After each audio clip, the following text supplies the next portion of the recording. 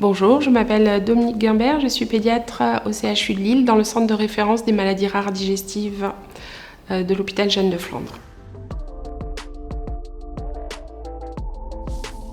Nous allons évoquer un examen que l'on appelle TOGD. Donc, c'est une abréviation qui signifie transit œso-gastro-duodénal. Il s'agit donc d'un examen radiologique pour lequel l'enfant va recevoir des rayons X, puisqu'il s'agit d'un examen radiologique que l'on demande pour explorer l'œsophage, l'estomac et le début de l'intestin qu'on appelle le duodénum. Cet examen est demandé en général pour avoir une idée de l'anatomie de ce tractus, donc de cet ensemble digestif du tube digestif haut.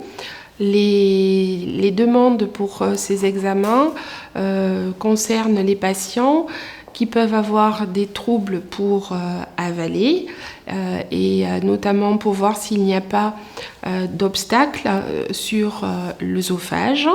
On pourra voir à ce moment-là un œsophage qui peut se dilater. L'endroit où l'œsophage est rétréci montre que le produit que l'on avale pour observer ce tube digestif stagne ou se bloque. Ensuite, le produit que l'on avale pour réaliser cet examen descend dans l'estomac. On voit la jonction entre l'œsophage et l'estomac. Et le produit, une fois qu'il est dans l'estomac, va glisser dans le reste du tube digestif qu'on appelle le duodénum. Et on aura également une idée du temps de passage de ce produit de contraste dans le reste du tube digestif. Et donc, est-ce que l'estomac a un retard de cette vidange gastrique?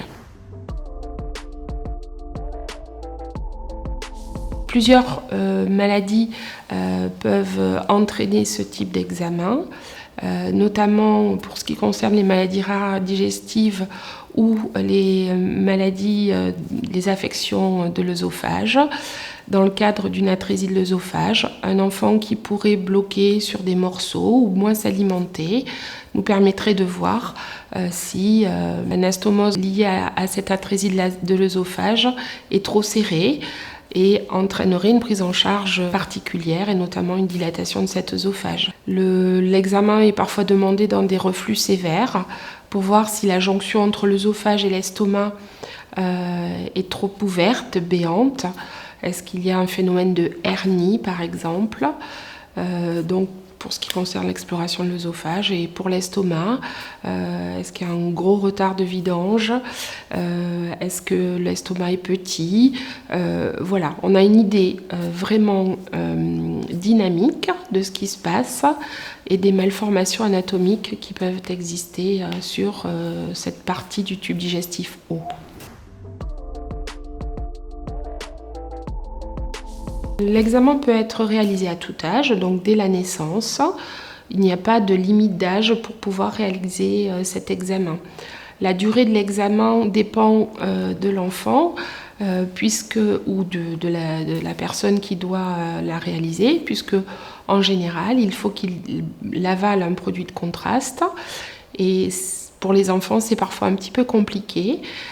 Donc, les radiologues ou les manipulateurs radio peuvent introduire une petite sonde qui passe en général par le nez, qui descend à l'entrée de l'œsophage pour faire glisser le produit si l'enfant refuse de l'avaler. Donc, en général, on peut le réaliser dans toutes les circonstances, même si le patient ne veut pas avaler le produit de contraste.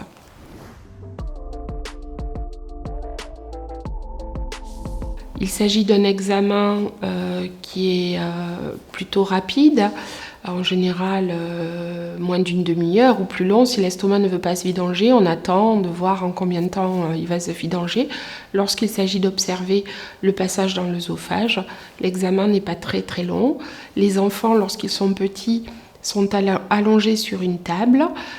Par contre, ils peuvent être verticalisés par cette table qui est manipulée de manière mécanique. On peut également mettre le patient de profil ou de face. Là, c'est le radiologue, au moment où il voit les clichés qui sont réalisés, qui fait ces manipulations. L'examen n'est pas douloureux en soi, mais l'enfant, par exemple, lorsqu'il est petit, doit être maintenu sur la table et c'est plutôt ça qui est désagréable pour lui. Parfois, il peut y avoir également un vomissement au décours de l'examen que l'enfant peut trouver désagréable, mais en général, il est plutôt bien toléré.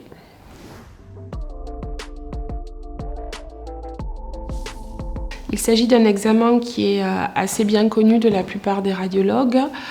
Par contre, il faut quand même des manipulateurs ou des radiologues pour les enfants qui ont l'habitude de travailler avec des enfants, puisque chez un adulte, on va lui demander de boire le produit, de ne pas respirer, de ne pas bouger. Chez l'enfant, c'est toujours un petit peu plus compliqué.